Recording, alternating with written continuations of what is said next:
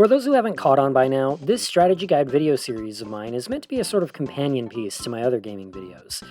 It's no coincidence that the relevant strategy guide videos have been posted a week after that game's video goes up on my channel. That being said, it's actually kind of surreal for me to be talking about this particular guide so early, because even though Yoshi's Island is nearly 30 years old by now, this is the latest strategy guide I've added to my collection. And considering this is the first time I've played the game since buying this book, this is also the first time I've really cracked it open and taken it for a good spin. For all intents and purposes, I'm seeing the majority of this book for the first time, and breaking the book in by going full steam like this has really helped informing some thoughtful opinions on it. In terms of look and design, there's a lot I like about how this book is built. Yoshi's Island's crayon-inspired art is never something I'll complain about, and both the front cover and the art scattered throughout the pages are wonderful to see. I noticed some of the art features orange Yoshis, which is interesting because those actually don't exist in-game. Brown Yoshis do. Seeing this, I at first thought maybe the in-game brown was the result of a palette issue, but no, there's art featuring brown Yoshis as well. So that's curious, although obviously nothing to do with the book itself, just an observation. As for the actual guide part of the book, there are detailed maps of each level, with blurbs spread throughout that will expound on additional details that a simple map may leave too vague. While the blurbs themselves are often placed out of order, they're strung to their corresponding spots on each map with a bold red line denoting their relevant spot within the level. So it's easy enough to just follow each map from the beginning and stop to read whenever you see a marker. Maps are given full spreads rather than being split into individual pages, though levels with smaller maps are often doubled up to avoid leaving a lot of empty space. The final section of the book is an enemy glossary, where they use this really sleek and concise chart structure to denote which attacks are effective and ineffective against each one. They really made the most out of the page space here. It's very compactly formatted without feeling cramped. One thing I really liked was how they colored the pages. The main levels pages are all printed on standard white paper, while the introduction, tutorial, and addendum pages are all printed in black, as are the chapter breaks. This means they stick out clearly when flipping through pages, and so getting to the exact world you're on is an absolute no-brainer. Just count the black pages to get to the corresponding number world you're on. It's really slick, just seriously, chef's kiss on this. In terms of writing quality, the book is definitely a Nintendo-published guide. Obviously, the overall tone of their books will vary from game to game, but I'm personally used to their books from the early to mid-2000s. Those books, while normally written to be fairly light and friendly, are also usually somewhat sterile and straightforward, without many bells and whistles aside from the occasional cutesy one-liner. In light of this, I was a bit surprised to see this Yoshi book infused with quite a bit more personality than I was used to.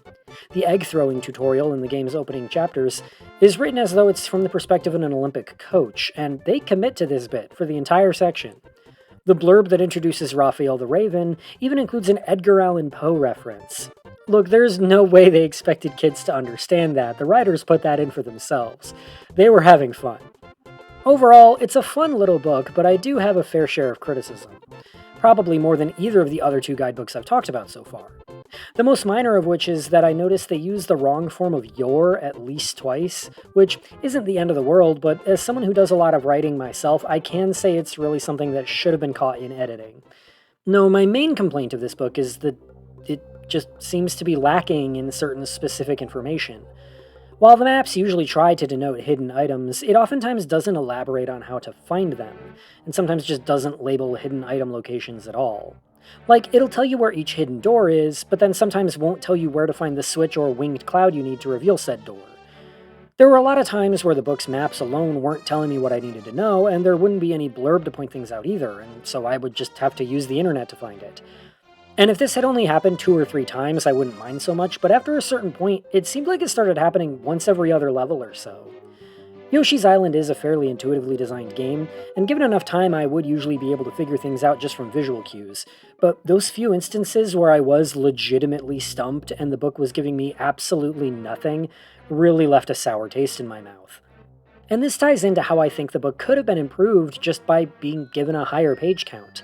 I get that something like that is out of the author's hands, it's up to Nintendo and the publishers, so I won't hold it against them, but my issue with there not being enough information when I need it would of course be lessened if the book simply had more space to tell me things.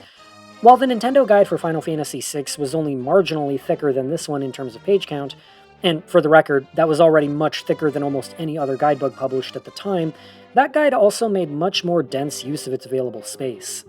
I'm of course not implying that Yoshi's Island requires the same amount of instruction as a massive JRPG epic would, but maybe just granting enough pages for each level to occupy its own spread instead of having a third of them doubled up together could have done wonders. They also cover each of the game's bonus levels twice, once in a dedicated section near the beginning, and again in the main walkthrough section as you unlock each one. And that sort of redundancy is something this book couldn't really afford given its page count. Also, it devotes 2 full-page spreads solely to recapping the game's opening cutscene in detail. Seriously, it may as well be word for word here. Just chop this entire section, guys. All you need is a paragraph, if that. This is something that I really feel needs to be said to all walkthrough writers, both official and fan-made. You do not need to tell the player what is happening in the story. If I am reading your guide, it stands to reason it is because I am currently playing the game, and if I am currently playing the game, it also stands to reason that I already know the story. Just tell me what to do next. Overall, though, I don't regret buying this book. When it comes to platformers, all I really need is level maps, and the ones in this book get the job done well enough. It's also a treat just to flip through the pages thanks to the game's great art and visuals. I love the aesthetic of Yoshi's Island, and it's nice to have a way to look at it in a tangible physical form. Another dozen or so pages would have done the book a favor or two, but to those less picky than I, there are definitely worse ways to get yourself through this game.